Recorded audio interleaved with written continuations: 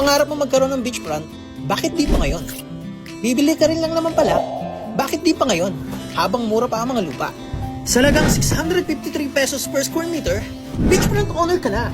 Titulado, malapit sa bayan, may cellphone signal, may source ng kuryente, at tabing kalsada pa. Hindi lang yan, sagot pa ng seller ang pag-develop sa property at pati pag-transfer ng title sa pangalan mo.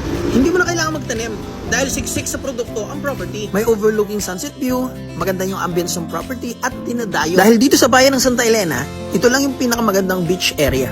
Kaya kung retirees ka, hanap mo retirement places, hanap mo bakasyonan, hanap mo investment, hanap mo pwedeng gawing resort or camping site, tamang-tama yung property kasi bukod sa 15 minutes drive lang to from town proper, ay napakaganda pa ng access road dahil 99% cemented road yung daan. Kaya panalong-panalo ka dito kasi try to imagine, sa lagang 2.8 million, may halos kalahating ektaryang beachfront ka na malapit sa bayan. Kaya kung nagbabayan sila ka, imagine, may sarili ng title yung property, malaki yung sukat at develop na. Alam ko pag naresell natin to, after ng develop at transfer, tutubo na yung pera mo. Ayan mga kaparmlat, kung interested ka, ayan mag-message po sa ating WhatsApp and Viber, sa ating email, sa ating Facebook, at follow niyo po ako sa YouTube, at kung gusto niyo magpanood yung full video niyan, naka-upload po sa ating YouTube channel. So ayan mga kaparmlat, maraming salamat. So there's a space swallowing